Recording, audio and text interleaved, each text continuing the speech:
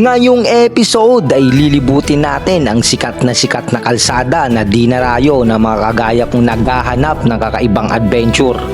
Napapalibutan lang naman ito ng naggagandahang karagatan at mga isla na tila ba'y ipininta sa ganda. Bukod sa maayos na kakalsadahan, mamamangha rin kayo sa mga palikulikong daan at matatayog na kabundukan.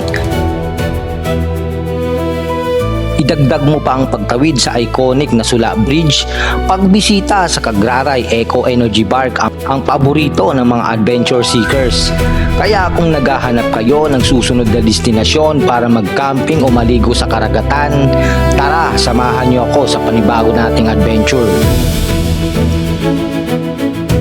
Ang umaga, ngayong araw sa Magmamayun Loop tayo at lahat ng madadaanan natin ng mga tourist spot, camping spot sa Pagmamayun Loop natin ay ipapakita ko sa inyo at magsisegue pa tayo, may bonus round pa tayo. Pupunta tayo ng Cagraray Eco Park o dun ba na sa may Santo Domingo. At maganda yung mga makikita nating tanawin dun, yung mga view. Woo! Maganda pa rin ang panahon, kaso ramdam na natin yung pagod at sama ng pakiramdam sa weather dito sa Kabikulan. Pero magagala pa rin tayo at ipapakita ko pa rin sa inyo ang magandang lugar dito sa lugar ng Bicolandia. So tara!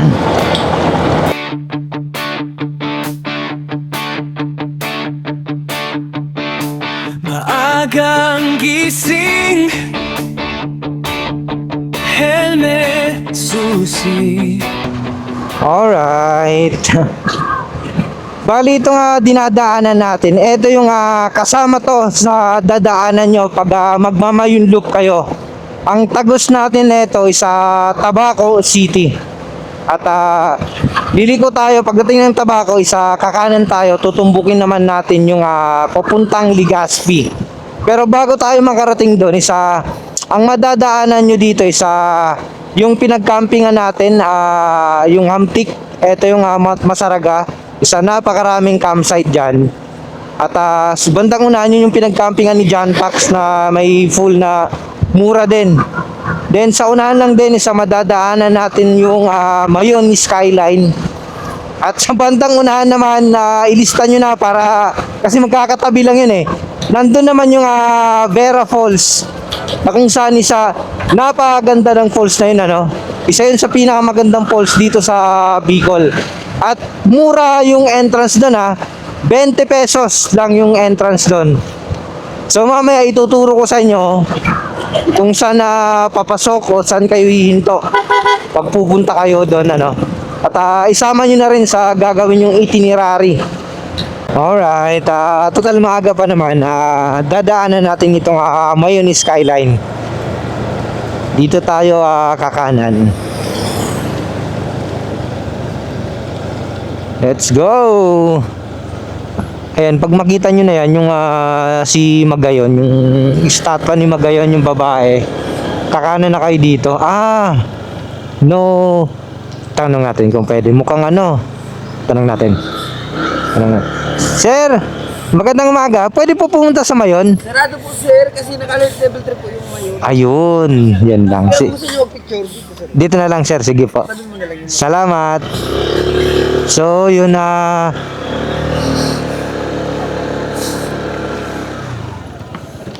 pansamantalang sarado si Mayon Skyline sa baba. Pansamantalang sarado si Mayon Skyline sa sa publiko dahil naka-alert level 3. Ngayon si Bulkang Mayon. So hindi natin mapupuntahan kasi nag-aalboroto. So dito sana paahon hanggang dun. Doon kayo ahon. So right, dako na tayo sa susunod na destinasyon. At wala rin namang clearing din. So siguro sa ibang pagkakataon at pupuntahan natin yan. At kung hindi man, ang dami ko ng video na naisama na yan. Ayan, siguro yung nakakapunta lang dyan, yung mga taga-residente dyan.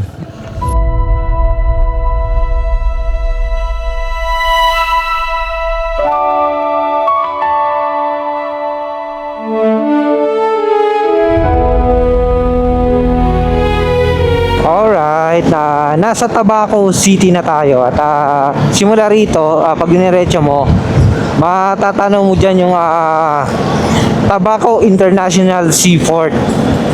At may dadaanan tayong simbahan dyan at makikita rin natin yung I Love Tabaco. Are only the memory Sorry. reminds us. Alright, nakalabas na tayo ng Tabaco City at pag diniretso mo to isa tumbok na ito papuntang Legazpi City naman, na kung saan isa kasama pa rin to sa ruta ng pag kayo ay magmamayunlop, ano. Kakaliwa lang tayo ng bahagya mamaya doon at papunta ng Cagraray Eco Park.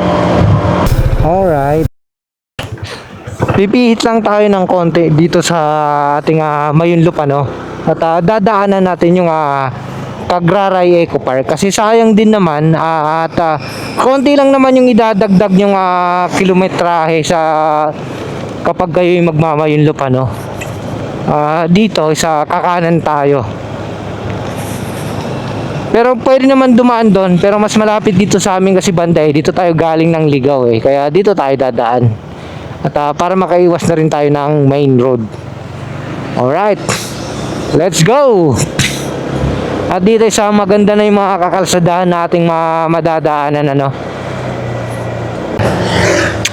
Bago nga pala kayo umahon ng Cagraray, marami kayong makikita dito ng mga beach campsite, beach resort tulad nito sa bandang kanan natin.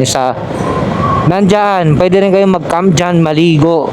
Depende na lang sa trip nyo. At hindi naman gaano kamahalan dito yung mga beach resort, ano. Ang dagat nga lang dito sa bandang ibaba isa hindi white sand, ano. Hindi katulad dun sa Cagraray, may mga part dun na mga white sand yung dagat, mostly white sand talaga. Ito, resort din to, Manhattan Beach Resort. At ito puro na paahon tong madadaanan nating mga kakalsadahan, ano. At napaganda rito ng mga espaltado to, lalo na pag doon na sa Cagraray, paahon na. At yun yung tinatawag nilang Marilaki Bicol.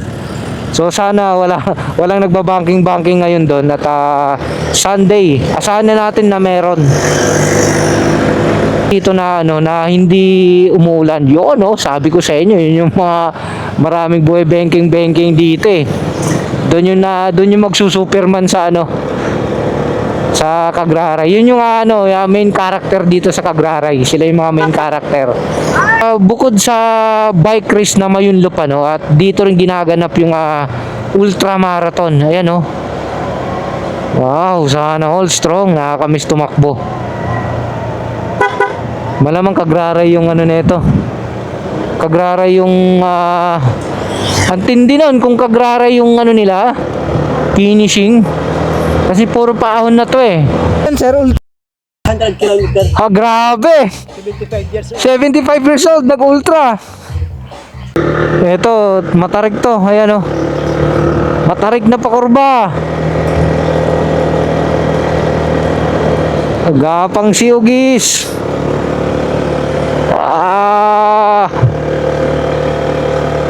Kaya mo yan, boy. Mamaya marami pang matatarik na ahon yung ating madadaanan. Umpisa pa lang ito. Ito yung sinasabi kong dito. Pwede kayo mag-camp dito. Yan, pwede mag-camping dyan, alam ko Yan sa may Sula. Alright. Nandito na tayo sa Sula Bridge. Ayan, sa iconic na tulay ng Sula. Ang dami nag-stop over,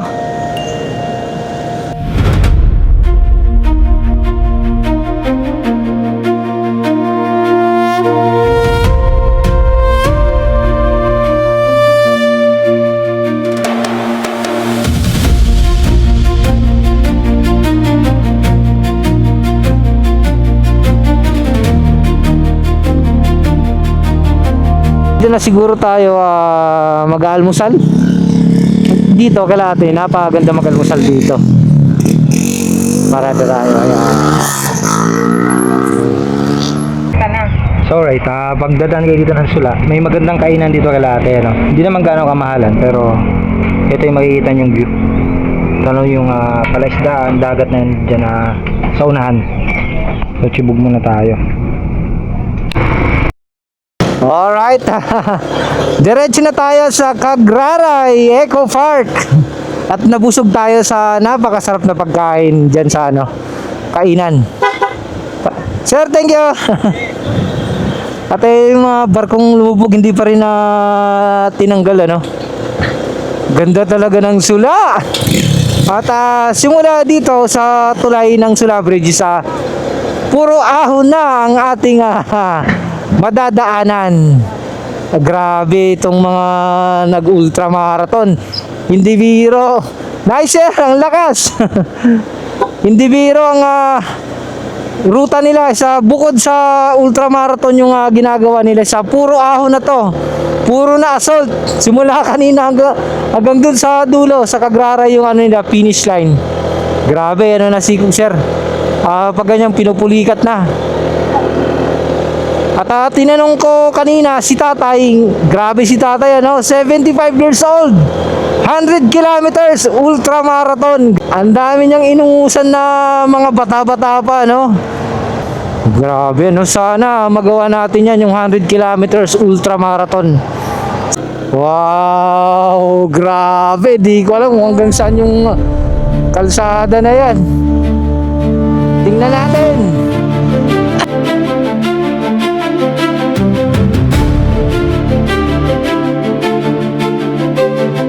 Kakalsadahan na ginagawa, grabe ang tatarik niyan. Hanggang ngayon isa ginagawa pa rin. Sayang at nagmamadali tayo ng oras. Yan talaga yung gusto kong i-explore, kung anong makikita mo pagdating dyan sa taas. Grabe ang taas, at kung saan papunta yan. Wala pa, bawal pa. Yan, may harang. Sayang, ganda pa naman dun, sikong-siko na matarik. Wala pa. Ayan, may harang. Sayang, ganda pa naman sana ng view. Grabe. Soon sana matapos at mapuntahan natin yan, At dito, hindi ko na tayo nakakatakot. Mukhang landslide prone area ito. Ayan, Ito, hindi ko naman alam itong pasan. Hindi ko na tayo. Galing sa kalsada na yan, Grabe. Ito si sir yung 75 years old. Konti na lang matatapos yan yung ultramarathon niya. At ito, dito maganda magpicture, tingnan nyo naman. Kulay blue na karagatan, tapos white sand yan sa magkabilang gilid. Itong isla, hindi ko alam kung ano to. Gusto ko rin puntahan yan, So, mapupuntahan sana namin yan nila Sir Merwin, madadaanan kung natuloy kami. Hanggang doon ng white sand po. Grabe. Thank you, sir. Congratulations po, konti na lang po. Sige sir, itagbo kita. Ayan. Grabe, sir, pang ilang ultramarathon muna to, sir? Di na mabilang po, Lakas ni sir, sobra. Picture. Ayun. Picturean ko si sir, ayan. Ayan talaga, may ebidensya, ayan, Kailangan natin wala sa Facebook. Si Sir Crispin Lastrella Banares. Banares. Congratulations po, sir. Alright, diretso na tayo doon sa Cagraray Eco Park. Hi. Thank you, Lord, sa binigay mong umaraw ulit kahit inulan tayo kanina. Thank you pa rin. At least ngayon hindi na gaano kainitan, may lilim. Medyo malakas lang yung hangin, talagang nakakaba magpalipad ng drone dito. At ito, may mga waiting shed dito na kung saan ito. Alam ko may mga bilang yan, Mamaya magiging 2 na yan. At dito ako dati kila ate nagpaalam. Hi, te! Dito ako nagpaalam kila ate dati na magro-rock camping ako. Ayan, ito yung sinasabi ko dapat sa Roboys. Wala na.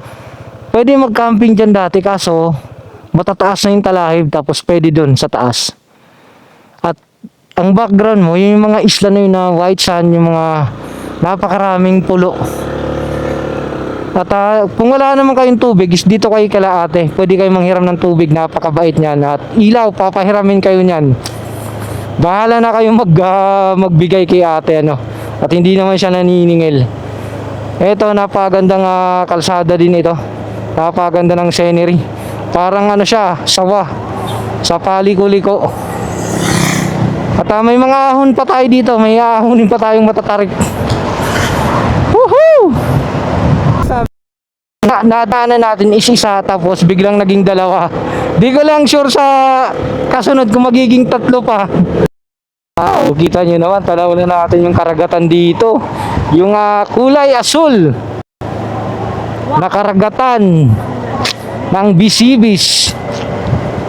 Yung sinasabi kong may magandang beach doon pala yung nalagpasan natin, yung Bisibis Bay. Ayan, at kung may budget kayo, diyan kayo pumunta. At napaganda naman talaga.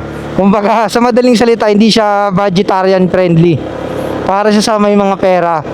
At katabi niyan, yung ituturo ko sa inyo mama, yung vegetarian, same dagat, same na buhangin. Magkaiba lang na accommodation at magkaiba ng presyo, ano. At eto na, dito na papasok ng Cagraray Eco Park. At may babayaran tayong entrance dyan, ano. Yun, tapos na si Sir. Sir, congrats! Eto na ang kanilang finish line. Konti na lang. Tapos na si tatay. Grabe, parang ako yung naiiyak kay tatay. Grabe yan dito na. At doon, karagatan pa rin yan.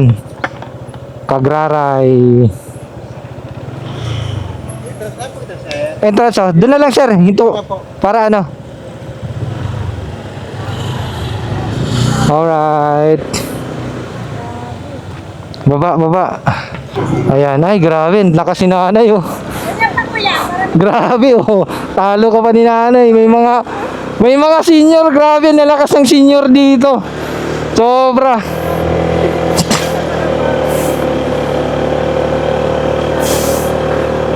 Ganon sila katitibay.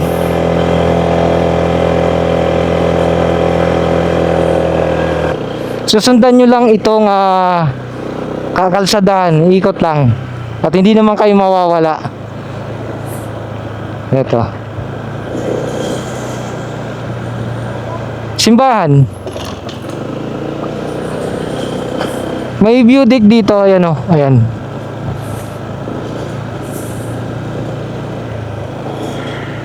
Oh, di ba? Baba, kayo magpipicture si mami mo.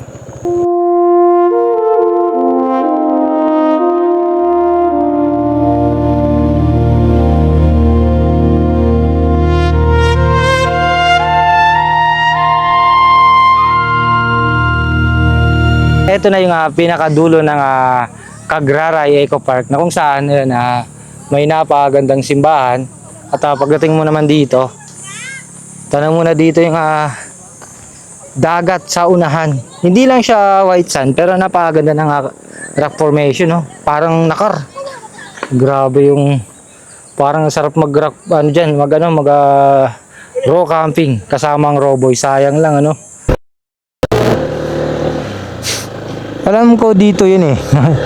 Gusto ko sana dito mag-row camping. Yung hindi ka na magpapaalam, kaso baka ito yun. No. Pwede umakyat yan dyan sa taas. Ay, pwede pumasok. Ayun. Ayan o, aakyat ka dyan. Inakyat ko na yan dati. Tapos gusto nyo umakyat dyan sa taas? O, baba. So, alright. Try natin ulit akyatin.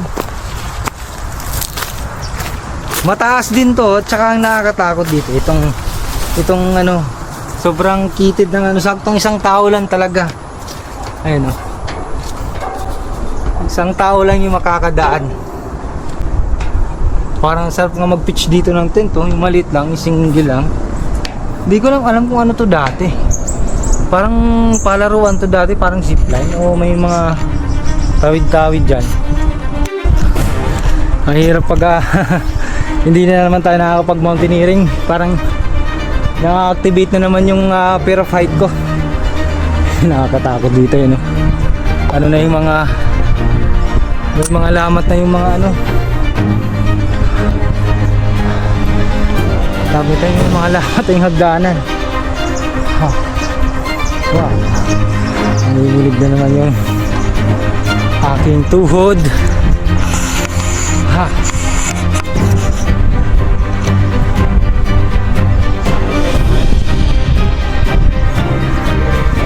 Saka na 360 yun.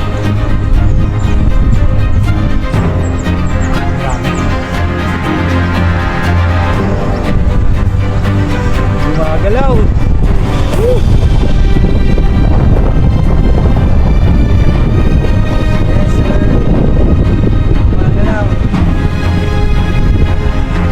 Ganda! Ayan o. Woo! Maganda. Let's go! At malakas yung hangin. Nakakapanginig ng laman.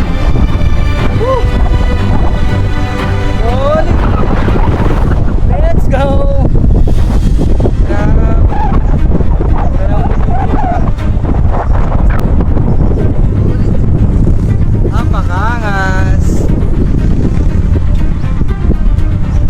Let's go! Wala, umuga! Umuga! Pag malulain ka, kasi umuuga pag umahangin na umuga. Wag ka nang umakyat kung malululain ka. So yun at hindi na natin natapos yung pagmamayon loop. Sana natin yung Mount 360 gawa nga na nga nagkaroon lang tayo ng konting problema at hindi na rin natin napuntahan yung mga dapat nating pupuntahan. Ipapakita ko pa sana sa inyo camping spot at iba pang mga gandang pasyalan, ano. Then dahil kulang tayo sa oras, hindi na rin tayo matutuloy sa Siruma. So babawi tayo sa ibang pagkakataon. Next month babalik din tayo dito. For now, uuwi na tayo ng Manila. At pagdating doon makakasama natin ang Daro Boys, magro-rock camping tayo. So abangan nyo, idudugtong ko na lang yung vlog na yon dito para hindi naman kayo mabitin. At ayan si Mayon sa likod ko. Kung kailan na pauwi na tayo, saka gumaganda ang panahon. Tingnan nyo naman, oh. So hanggang dito na lang muna ang ating vlog. Itutuloy natin bukas. Salamat sa inyo mga master. Never really know what's going on. Look at me sometimes like all you want to do is run.